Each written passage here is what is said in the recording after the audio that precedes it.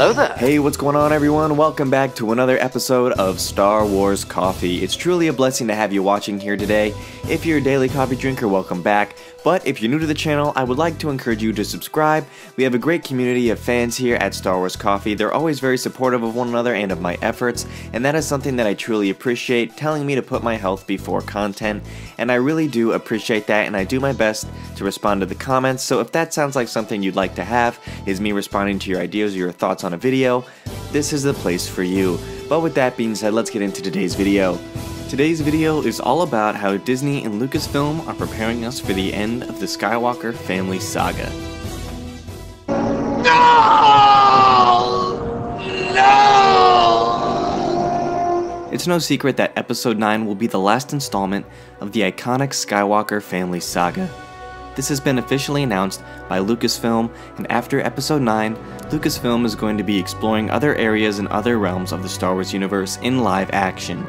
When you're a company like Lucasfilm that's owned by Disney, it's not something that you just decide one day and announce. This is something that has obviously been planned for, deliberately, probably since The Force Awakens was in development.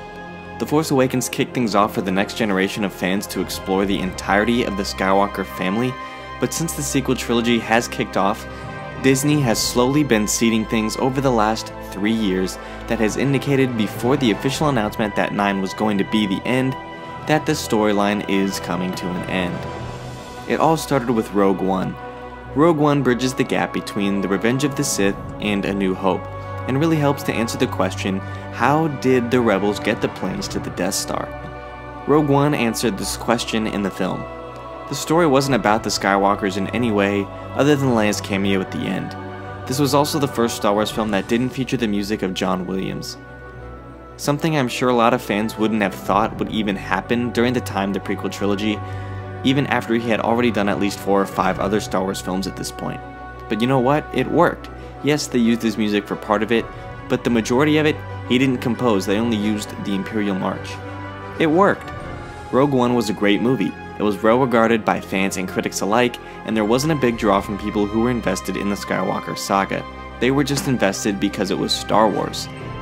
Yes, it did tie to it, and I think that's something that Lucasfilm has done deliberately.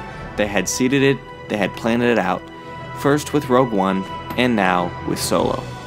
Solo was a bit more interesting in the sense that this isn't just a one-off movie like Rogue One was, and there are multiple Solo films planned. There is almost definitely going to be, it's essentially, to me, all but confirmed that we will be getting a Solo trilogy. It's just a matter of getting that official announcement that the next one has started production. Solo has tied in elements of the Skywalker saga, with Han and Chewie obviously, as well as introducing some new characters along the way, but also at the end, bringing back some old ones into the mix, which sets up the next film at least, and most the entire remainder of this supposed trilogy. The last way that Disney has sewn in the fact that the Skywalker storyline is coming to a conclusion is with the obvious fact that Luke died in it. Luke died in The Last Jedi, and will only become a limited Force ghost in Episode 9. He won't be the focus of the movie anymore. The story will no longer revolve around him, like the plot did in The Force Awakens and The Last Jedi did.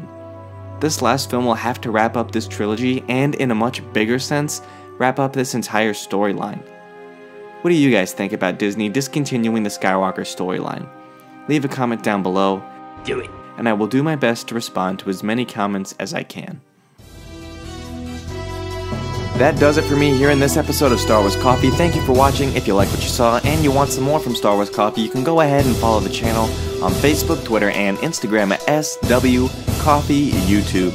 I have some other big things in the pipeline, so be sure to subscribe to the channel and give this video a thumbs up if you're excited for those things and enjoyed this video.